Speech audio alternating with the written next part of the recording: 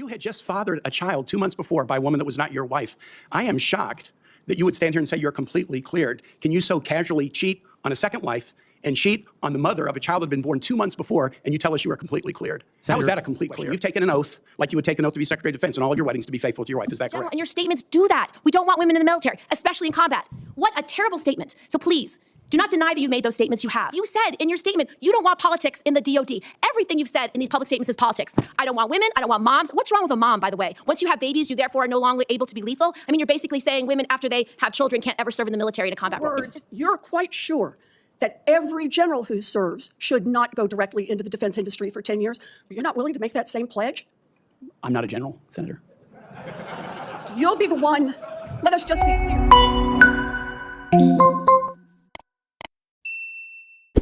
I'm looking forward to this opportunity to talk. I want to return to the incident that you referenced a minute ago that occurred in Monterey, California in October 2017.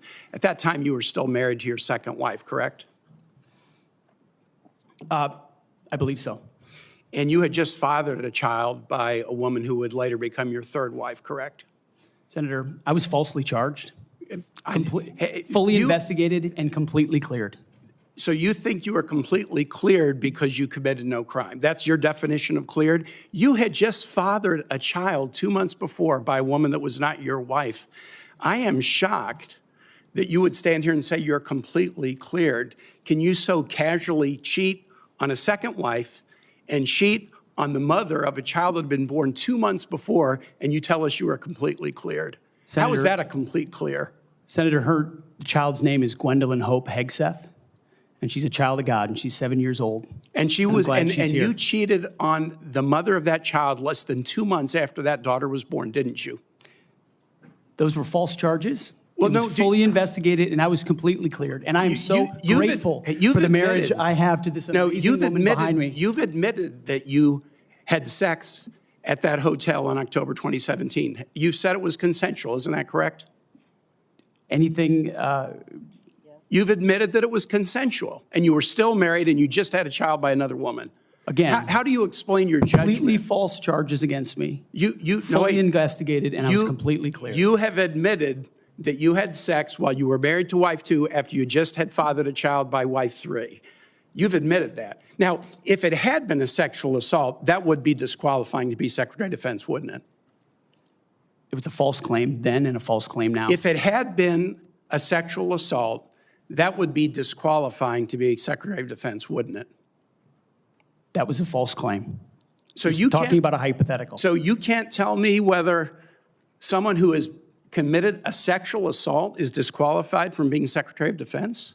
Senator, I know in my instance, and I'm talking about my instance only, it was a false claim. But you acknowledge, that you cheated on your wife, and that you cheated on the woman by whom you had just fathered a child. You have admitted that. I will allow your words to speak for themselves. You're not retracting that today. That's good. I assume that in each of your weddings, you've pledged to be faithful to your wife. You've taken an oath to do that, haven't you? Senator, as I've acknowledged to everyone in this committee, not a perfect person, not claiming to be. But no, I just asked a simple question. You've taken an oath like you would take an oath to be Secretary of Defense in all of your weddings to be faithful to your wife. Is that correct? I have failed in things in my life, and thankfully I'm redeemed by my Lord and Savior, Jesus Christ. In finalizing divorces from your first and second wives, were there non-disclosure agreements in connection with those divorces? Senator, not that I'm aware of. If there were, would you agree to release those first and second wives from any confidentiality agreement? Senator, it's not something I'm aware of. But if there were, you would agree to release them from a confidentiality agreement? Senator, that's not my responsibility. Did you ever engage in any acts of physical violence against any of your wives? Senator, absolutely not. But you would agree with me that if someone had committed physical violence against a spouse, that would be disqualifying to serve as Secretary of Defense, correct? Senator, absolutely not have I ever done that. You would agree that that would be a disqualifying offense, would you not? Senator, you're talking about a hypothetical. I don't think it's a hypothetical. Violence against spouses occurs every day. And if you as a leader are not capable of saying that physical violence against a spouse should be a disqualifying fact for being Secretary of the most powerful nation in the world, you're demonstrating an astonishing lack of judgment. The incident in Monterey led to a criminal charge, a criminal investigation, a private settlement, and a cash payment to the woman who filed the complaint. And there was also a non-disclosure agreement, correct? It was a confidential settlement agreement off of a nuisance lawsuit. Right. During an interview, you claimed that you settled the matter because you were worried that if it became public, it might hurt your career. Do you maintain that you were blackmailed? Senator, I maintain that false claims were made against me. And ultimately, your attorney those used false the claims, frame. I have the opportunity to attest my innocence in those false claims. But you didn't reveal any of this to President Trump or the transition team as they were considering you to be nominated for Secretary of Defense. You didn't reveal the action. You didn't reveal the criminal complaint. You didn't reveal the criminal investigation. You didn't reveal the settlement. You didn't reveal the cash payment. Why didn't you inform the commander-in-chief and the transition team of this very relevant event? Senator, I've appreciated every part of the process with the transition team. They have been open and honest with me. We've had great conversations between the two of us. And I appreciate the opportunity that President-elect Trump has given me. You chose not to reveal this, right? Because you knew it would hurt your chances. So you chose not to reveal this really important thing to the commander-in-chief and the transition team because you were worried about your chances rather than trying to be candid with the future president of the United States. Are there any other important facts that you chose not to reveal to the president-elect and his team as they were considering you to be Secretary of Defense? Senator, I sit here before you an open book, as everyone who's watched this process. With multiple non-disclosure and confidentiality agreements tying the hands of many people who would like to comment to us. Much has been made of your workplace behavior as a leader of nonprofit veterans organizations and as a Fox News contributor. Were you fired from either of the leadership positions with the nonprofits? I was the leader. I was the CEO of Concerned Veterans for America and the executive director of Vets for Freedom. Were you fired from either of them? And I was never fired from a veterans organization. Do you have non-disclosure agreements with either of those organizations? Not that I'm aware of, Senator. Many of your work colleagues have said that you show up for work under the influence of alcohol or drunk. I know you've denied that, but you would agree with me, right, that if that was the case, that would be disqualifying for somebody to be Secretary of Defense. Senator, those are all anonymous false claims, and the totality they're not anonymous. The letters on the record here. They're not anonymous. On the record, we've seen records with names attached to them. Vets for Freedom, Concerned Vets for America, and Fox News one of your colleagues working hard every day on behalf. One of your colleagues said that you got drunk at an event at a bar and chanted, "Kill all Muslims." Another colleague, not anonymous, we have this, said that you took coworkers to a strip club. You were drunk, you tried to dance with strippers, you had to be held off the stage, and one of your employees in that event filed a sexual harassment charge as a result of it. Now, I know you denied these things, but isn't that the kind of behavior that, if true, would be disqualifying for somebody to be Secretary of Defense?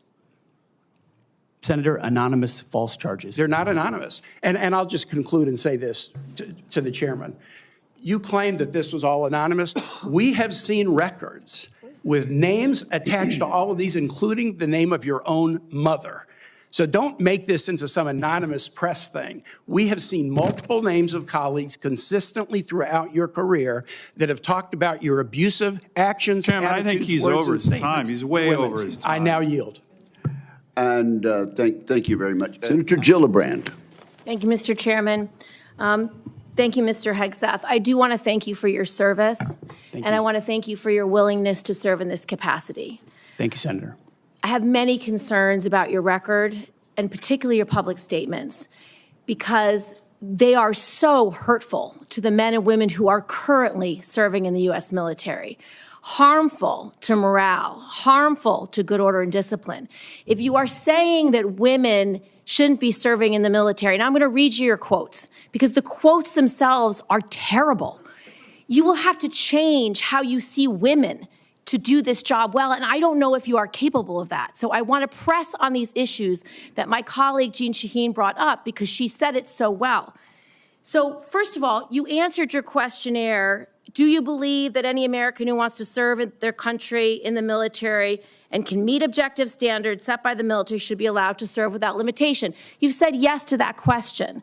But then in all of these other circumstances, you've denigrated active duty service members. We have hundreds of women who are currently in the infantry, lethal members of our military serving in the infantry, but you degrade them. You say, we need moms, but not in the military, especially in combat units. So specific to Senator Cotton's question, because Senator Cotton was giving you layups to differentiate between different types of combat. And specifically, as Secretary, would you take any action to reinstitute the combat arms exclusion for female service members, knowing full well you have hundreds of women doing that job right now? And the standards, your 2 mile run, Tom, is about the Army Combat Fitness Test. It is not the requirements to have an MOS 11 Bravo, which is the infantry. These are the requirements today for people serving in the industry, men and women. They are gender neutral, and they are very difficult to meet. They have not been reduced in any way, and our combat units, our infantry is lethal. So please explain specifically, because you will be in charge of 3 million personnel. It is a big job. And when you make these public statements, and I get you were not Secretary of Defense then, I get you were on TV, I get you were helping veterans, I get it was a different job. But most recently, you said this in November of 2024, knowing full well you might have been named as Secretary of Defense. So please explain these types of statements, because they're brutal and they're mean and they disrespect men and women who are willing to die for this country. Well, Senator, I appreciate your comments. And I would point out, I have never disparaged women serving in the military. I respect every single female service member that has put on the uniform, past and present. My critiques, Senator, recently and in the past, and from personal experience, have been instances where I've seen standards lowered, and you mentioned 11 Alpha, 11 Bravo, MOS, places in units, and the book that has been referenced multiple times here, The War on Warriors.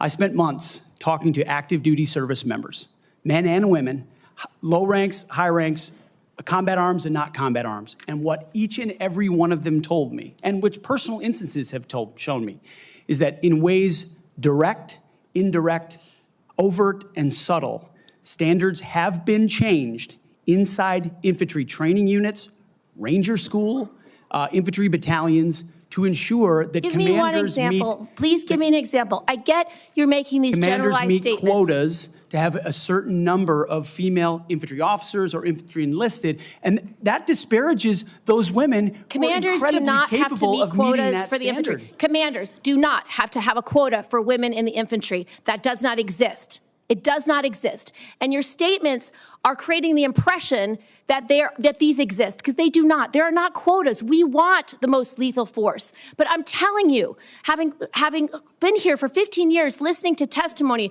about men and women in combat and the type of operations that were successful in Afghanistan and in Iraq, women were essential for many of those units. When Ranger units went in to find where the terrorists hiding in Afghanistan or in Iraq, if they had a woman in the unit, they could go in, talk to the women in a village, say, where are the terrorists hiding? Where are the weapons hiding? And get crucial information to make sure that we can win that battle. So you cannot denigrate women in general, and your statements do that. We don't want women in the military, especially in combat.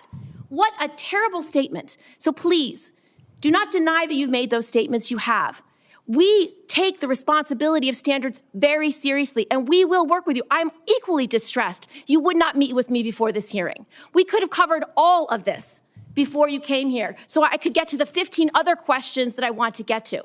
So women you have denigrated. You have also denigrated members of the LGBTQ community. Did you know that when Don't Ask, Don't Tell was in place, we lost so many crucial personnel, over 1,000 in mission-critical areas. We lost 10% of all our foreign language speakers because of a political policy. You said in your statement, you don't want politics in the DOD.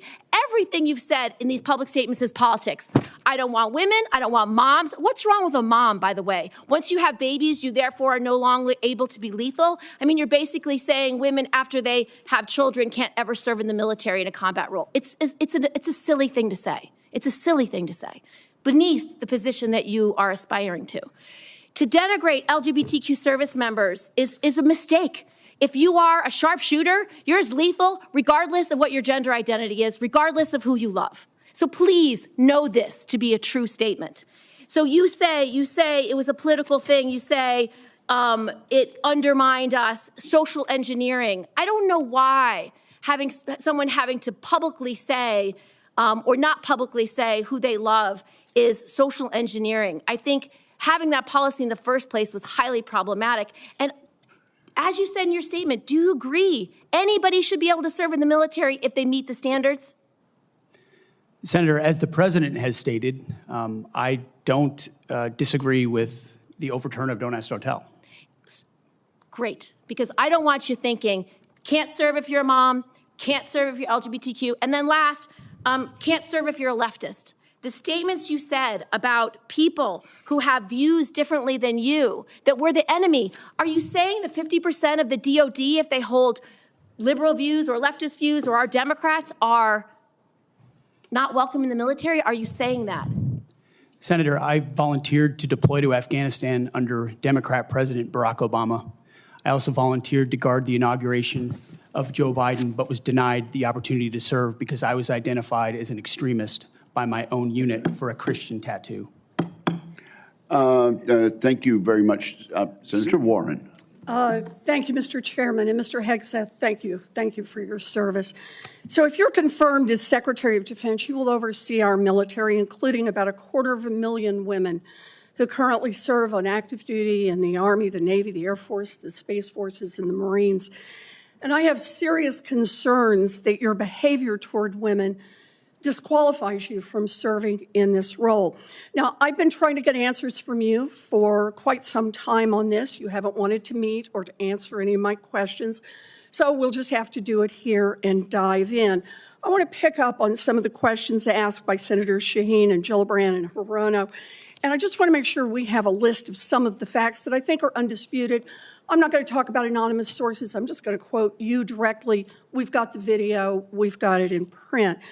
So going back to January 2013, you told a Fox News interviewer that women in the military simply couldn't measure up to men in the military, saying that allowing women to serve in combat roles would force the military to lower the bar.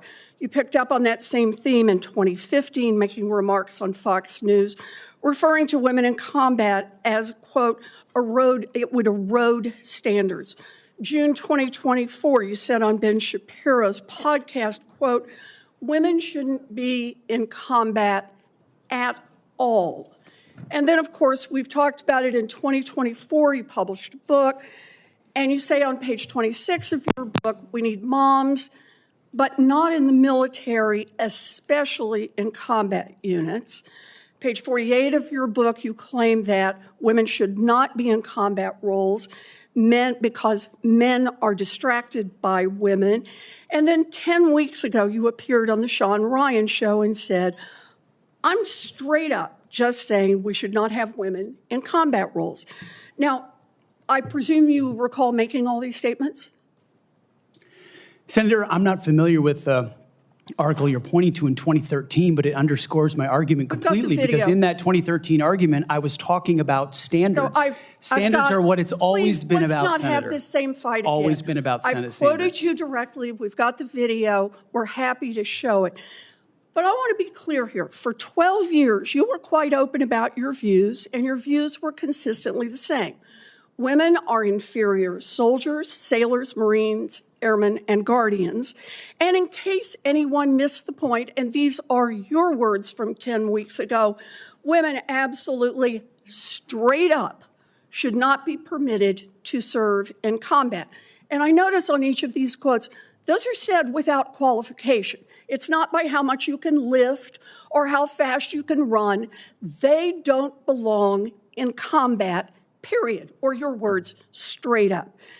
And then on November 9th, 2024, just 32 days after your last public comment saying that women absolutely should not be in combat, you declared that, quote, some of our greatest warriors are women, and you support having them serve in combat. Now, that is a very, very big about face in a very, very short period of time.